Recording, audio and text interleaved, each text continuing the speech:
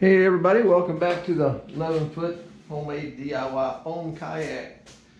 What I got here is I'm gonna put my runners on. Right now the shop's in a bit of a mess. We've been really busy with work.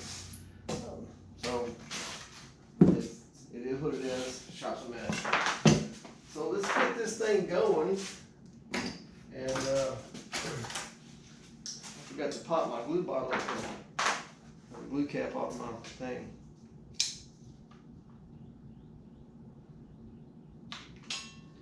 This liquid nails works pretty good. I'm pleased with that. After the storm, everybody's calling me. They need some help. I've been trying to help everybody. So what I did, as you know, right down the center of the kayak, there's already a center line on it.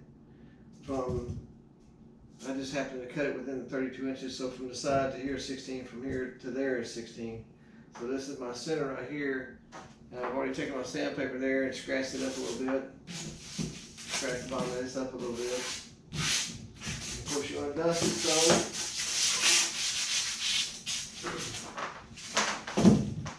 Let's just let's get some glue going. You know, instead of spreading it all over here, I'm just going to go down. I'm just going to go down the skeg here.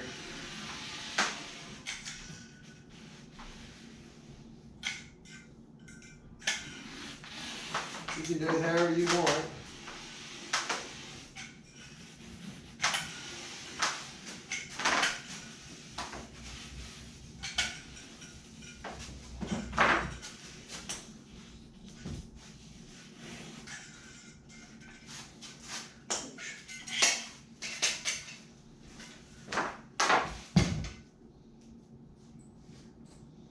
Get me a little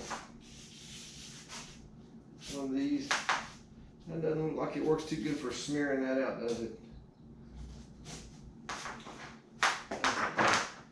We'll just take this and go with that.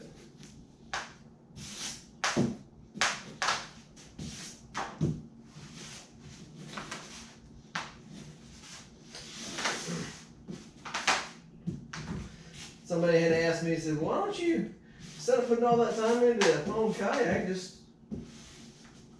put that extra time in at work, and you know, for 2 weeks work, you getting this much money, you just take that money and buy one.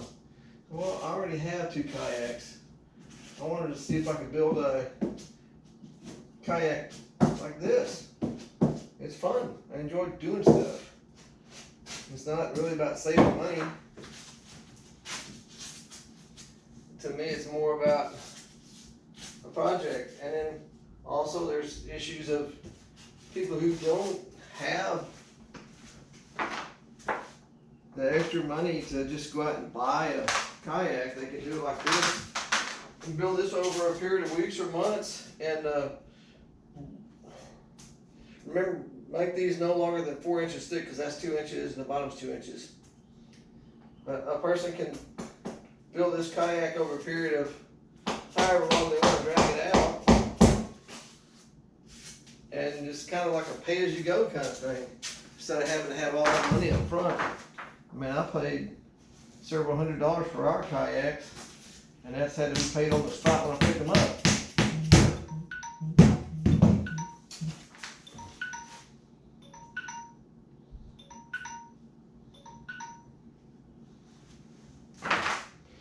So, also you don't have to use a big hammer either, just something to get these in. You can actually push them in with a chopstick or something like that.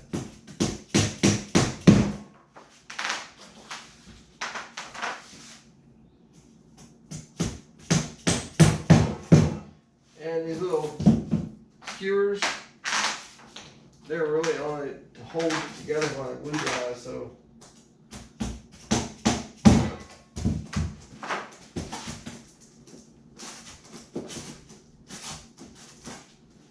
it's not like you have to have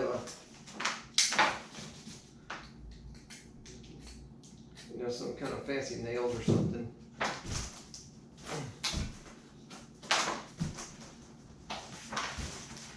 This also helps stiffen up your floorboard too.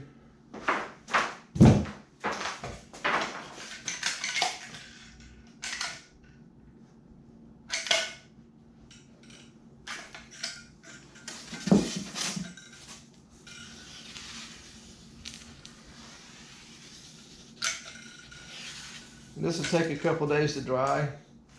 If you don't let it dry, you can end up like I did in the last couple of videos back, where it I had it turned over and I put some weight on it, too much weight on it, and it just the bottom just fell right out of it. If it does that, don't freak out. You just put it back together.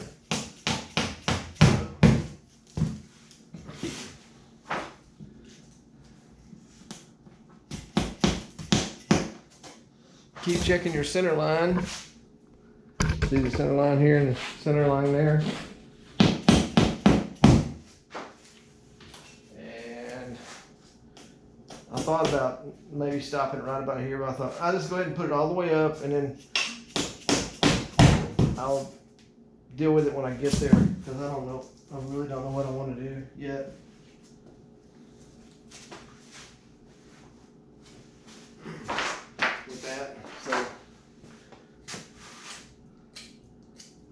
But I got a nice arc in the bottom of the boat, so we should be just fine. I'm gonna nail this one in, and I can take it out later when I get the sanding, and you can see the little top of it, and you can use your needle nose pliers to pull it out if it's in the way. If not, just leave it.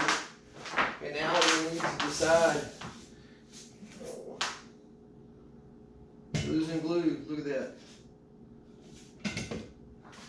You need to decide where you want to these guys. You can put them all the way out to the edge, or you can bring them in just a little bit, and then bring the bottom of your curve over to it. Let's see.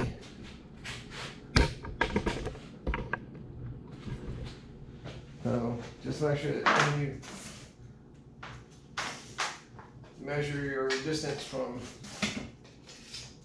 here to here, that would be like, you call that right there about 8.5, and then come back here and do 8.5 again.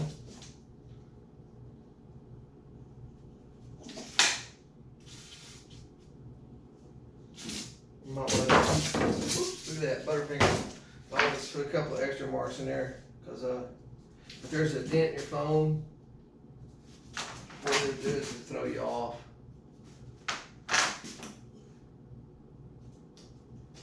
You don't have to be in a certain place.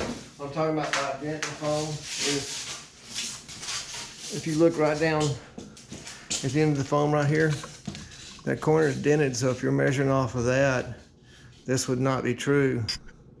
You need to measure further down. So, like I said, put several marks. It doesn't have to be 8.5. That's just cliff notes. So if that's the dimension that works for you, then that's fine. Just you'll figure it out when you start building yours. All right. Thank y'all for watching. I'm going to go ahead and attach these two skegs, glue that up, and let it sit overnight, or maybe a day or two, because I'm not busy at work.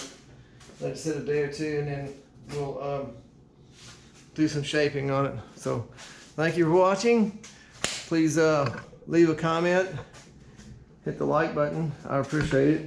If you want to subscribe, that'd be awesome too. I appreciate all my subscribers now and all my watchers. See y'all soon.